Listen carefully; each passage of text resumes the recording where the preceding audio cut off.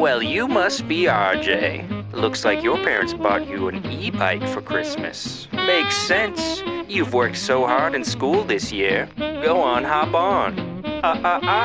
Not so fast, RJ. Before you start riding, we're going to need to have the talk. No, no, not that talk. We need to have the responsibility talk.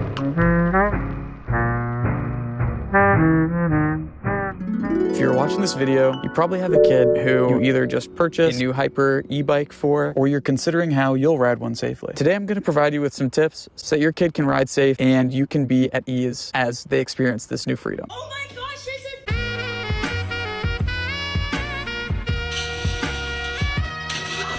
By the way, if you're not subscribed, I don't know what videos we're gonna make next, but I do know this. It's gonna be a lot of fun. So hit that subscribe button, follow along.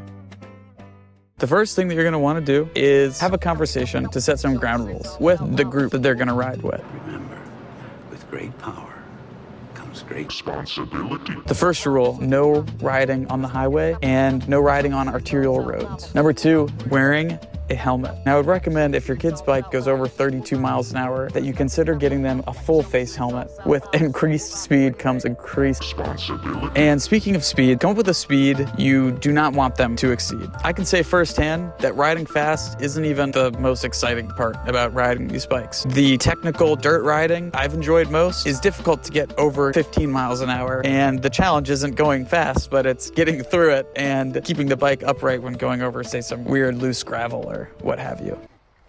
Oh no! In terms of things you can wear to be safer when you're out on the road, think high visibility. Assume that no one else on the road can see you and do the best that you can to be highly visible. Whether that's getting a really high vis helmet, or I like to wear a neon green vest with reflective stripes on it. The thing you don't have going for yourself on these bikes compared to like a loud motorcycle is you're kind of invisible. So it might look kind of silly, but I'll tell you another thing. It looks pretty cool when everyone in your group is dressed the same way. So if everyone does it, that's awesome. And number 2, what's not silly?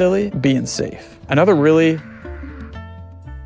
thing is, do not let confidence be your compass. You want to be out on these bikes. You want to be relaxed and having a good time. It's a hobby. It's something that you do for fun and for enjoyment. That being said, just because you're feeling confident doesn't mean that you can hop on that arterial road because it saves you 10 minutes on your way home. It also doesn't mean that you can be on your phone while you're riding. Because the thing is, a speed bump, a pothole, a string for that matter, could really spell a lot of danger for someone who's on one of these bikes compared to something, say, like a bicycle or a car. So you don't have to sit in discomfort the whole time you're riding, but do act as though you're in a situation that needs your full attention, because the reality is that you are. And if you can get comfortable with that, then that's great. The more defensive that you are riding, the better off you'll be.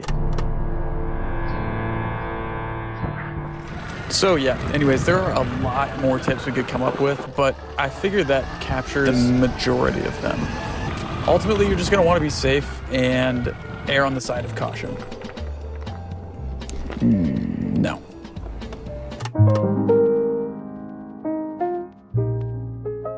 Oh, nice. In the bikeway. Now that's gotta be a gray area. I don't know about that one.